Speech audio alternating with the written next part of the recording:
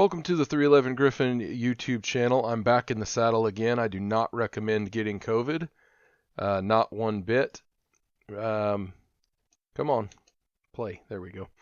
Um, it's not very fun, or wasn't for me, so don't get it. Also, I apologize. There's not an external replay of this fight because it got corrupt. I'm actually quite tired of corrupt replays, but there's nothing I can do about it.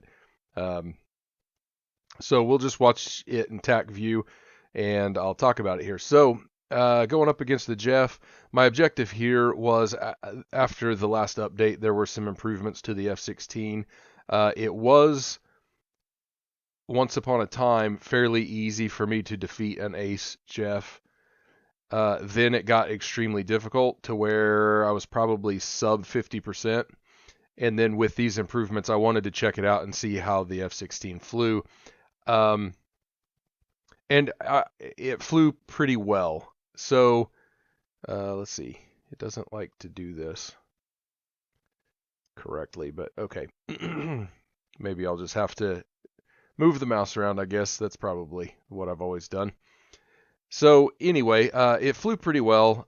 This particular fight, I was really trying to, instead of doing a bunch of reversals and getting really slow, which I think actually, even though these are two closely matched aircraft, I think it plays into the AI's hands a little bit in the Jeff. And so I was really trying to avoid reversals. Also, not only does it play into their hands, reversals are kind of dangerous and they're not really something you want to do all the time. And I think most of the time, like in this particular case, our turn circles are just kind of offset. And so a lot of times when your turn circles are offset, you can feel like they're overshooting, but they're really not. And if they are, you also are. So you don't really want to reverse there. So I'm just trying to manage my speed a little bit here and only exchange it out for position very intentionally. And I don't know that I made all the correct choices, but there were very few times I was really in a bad situation where the Jeff could do some damage to me. And every time I found myself in one of those situations, I had the energy to exchange. So there are a few times I get, as we'll see, or as you already saw from the internal view, there are a few times where I got lower on speed than I wanted to. But in general, I'm faster than the Jeff. Let me pause it real quick. I need to... I've forgotten how to do this. Oh, yeah. There it is. I want to see both of these. Okay, so... and then let's go ahead and slow it down a touch. I'll probably speed it back up here and there, but so I'm higher in altitude, higher in speed right here. I'm hoping to catch the times when I did energy excursions for position. They didn't always work, and the problem with the Jeff is that you can do an energy excursion and get in a good position, but the thing flies like a UFO, especially with the AI. And so there's just times that you get the position and then it's really easy to give it back. So right here, this is kind of where I want to be. I'm just sort of patiently going around this turn. We'll zoom back out. I don't need to be zoomed in that far. We'll speed it back up a little bit. So our turn circles are definitely offset. His turn circle is smaller than mine, and you can see the turn radius.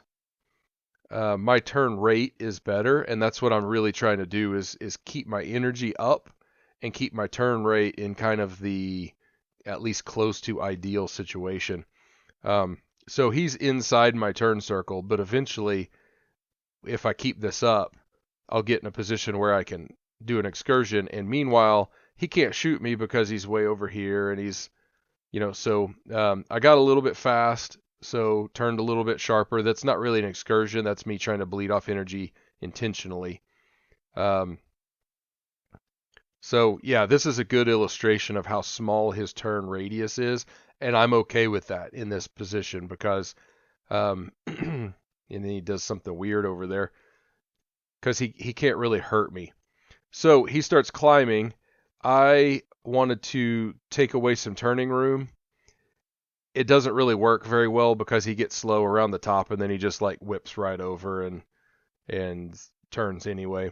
So I just wound up burning a lot of energy trying to take away his turning room, but I'm way above him now, so I can kind of slip back over, gain some energy back or some speed back. And then this is a little dangerous, but I pulled pretty hard here, um, and tried to pull up before I normally would have, just to, again, gain position and take away some turning room and hopefully slip in behind him. I didn't. I slipped past him, and then had to climb back up to meet him a little bit. I didn't want him ducking down on my tail if I just tried to dive away. The good news is I had more energy than him at first, but because I climbed, now I'm lower. So I'm doing a little bit of a corkscrew here.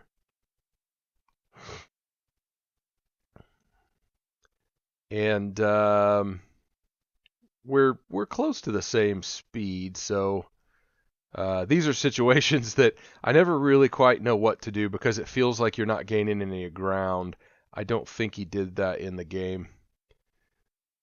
But we're in a bit of a death spiral here. Now here, if I had a little bit more energy and maybe slightly different position, I would have pulled really hard and tried to get in on his tail. But now I'm in a situation where my position's okay, but he's kind of leaving me in the dust there a little bit and creating that turning space. Again, I don't think he did that little spin there. So, trying to gain back some speed and sort of climb up. I don't want to give him the space to turn around and go neutral again if I can help it. Let's speed that back up. We're getting to a little bit of a slower part. Okay, and you can see right there, pretty big energy excursion, and I didn't chase down to like try to get on at 6. I'm trying to sort of anticipate where he's going and get in position before he gets there. Not super successful, and we're back in a little bit of a corkscrew. I'm okay. Like I like where I'm at here a little bit because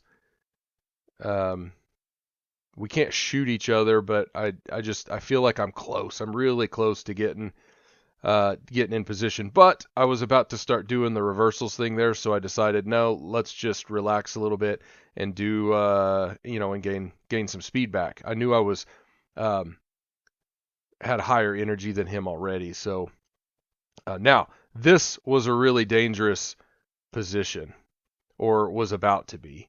You can see actually back here it felt like a more dangerous position. He's a little bit further away, so not that big of a deal, I guess. But I pulled pretty hard because I had the speed, and I didn't want him getting in position. Sometimes if you make a really big circle and they're back there behind you, they can just kind of tuck inside your turn circle and slowly close the distance until they are in position to take a gunshot. So he's a little closer now, but I was able to get away from a close to dangerous position and then start building my energy back a little bit. Now you'll see I'm lower than I want to be here once again. Our turn radiuses are similar here. His turn rate's a little better than mine. He's outrating me because I'm relaxing to build my energy back up. You'll see my rate comes back up, and now I'm outrating him. Once you get that energy up in the F-16, it's really hard for something to outrate you if you're managing that correctly. But we kind of go back and forth a little bit if you watch that over there, if you happen to want to. Again, radiuses are pretty similar. Rates are pretty similar. We're going back and forth. And now he's actually in an offensive position. Too much distance, and he's not in position really. And I'm starting to pull away. My radius has gone up, but I've got more speed, and my rate is still kind of consistent. And so I can trade my speed out for rate whenever I want to. But he is inside, pulling a small circle, so he's closing distance here a little bit too. So I'm climbing slightly since I have the speed. He's really low on speed there. Not really, really low, but he's getting there. Of course, I don't know what his speed is while we're doing this fight, but you can kind of tell, but it's kind of hard to know for sure. So I'm a little faster than I really want to be, I guess. Of course, that's true airspeed, not what was indicated. So I pulled pretty hard just to bleed a little bit off. And right in here, I'm actually pretty happy with the way I managed my energy through this section of the fight. And you see, like, I pulled pretty hard there because I noticed that I have an opportunity here. He's going slower than what I thought he was, which allows him to kind of turn and keep from, his radius is pretty small. Of course, my radius got pretty small there too. But that's okay. Because I had the energy, I exchanged it out for position, and that worked pretty well. I'm kind of in the driver's seat at the moment.